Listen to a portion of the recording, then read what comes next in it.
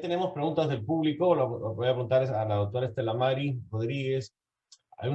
Una persona está preguntando si tenemos un paciente con EGFR, exón 20, L858R, y falla con una mutación CDKN2A, ¿cuál sería la opción para qué se le podría dar si la mutación es un CDK?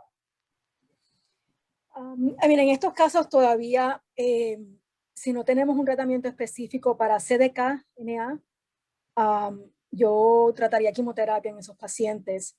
No sé si el grupo tiene otra sugerencia.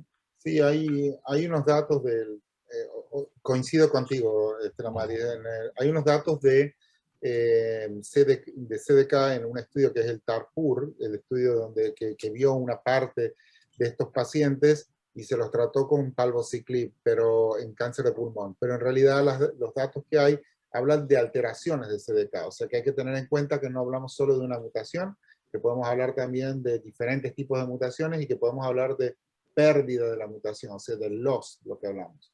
Entonces, los datos que había en esta población general no eran tampoco tan excelentes en cuanto a respuesta. Había una respuesta alrededor del 30% de estos pacientes. Es todo una parte muy importante de investigación, pero en estos pacientes, cuando no tenemos un mecanismo de resistencia identificado, el hecho de tener la quimioterapia siempre hay que tener en cuenta que es una piedra basal en el cáncer de pulmón y que muchos pacientes pueden responder muy bien y que empujaremos seguramente luego otros mecanismos de resistencia que al momento de progresar vamos a tener que identificar seguramente.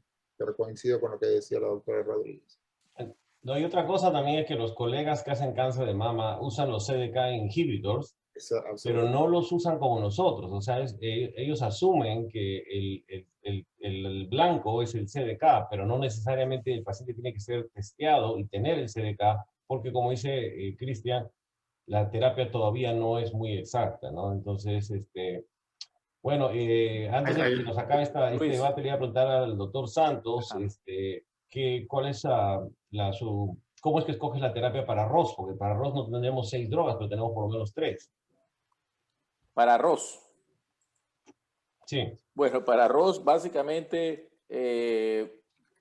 yo voy con la gente que hoy por hoy tenemos disponible y que tiene la mejor respuesta en pacientes que no han recibido terapia anteriormente, que son naïf y que tienen una gran penetrancia a nivel cerebral, que es entrectinib. Básicamente, así empiezo yo mi paciente con ROS1.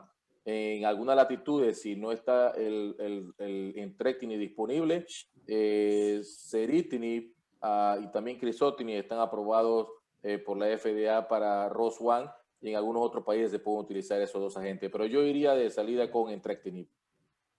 Y por último, hay una pregunta, ¿deberíamos usar inmunoterapia para pacientes que han fallado terapia GFR? Luis, déjame responder si me permites, porque fue la pregunta que hizo Estela Mari Rodríguez. Estela Mari, excelente.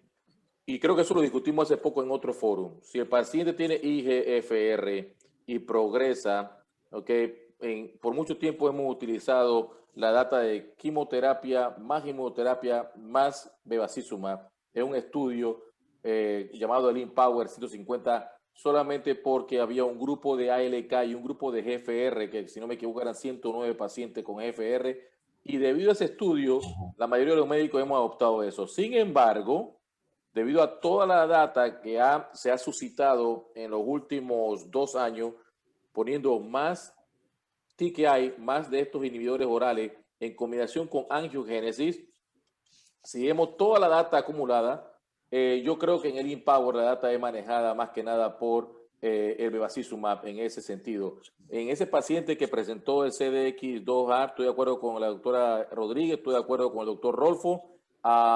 El doctor Rolfo, para aquellos que hacen más, que aquí todo el mundo hace cáncer de pulmón, ese palbociclib que mencionó el doctor Rolfo del estudio TAPUR es un CDK4/6, es totalmente diferente, y en cáncer de mama es otra historia. Yo estos pacientes cuando progresan en GFAR, lo que estoy haciendo actualmente es, si no encuentro ninguna mutación que explique por qué progresó, si no encuentro un mecanismo de resistencia, estos pacientes los pongo yo en quimioterapia con antiangiogénesis y mantengo la presencia del inhibidor de EGFR, sobre todo si la mutación truncal, en este caso ya sea exon 19 o exon 21, persisten. Excelente.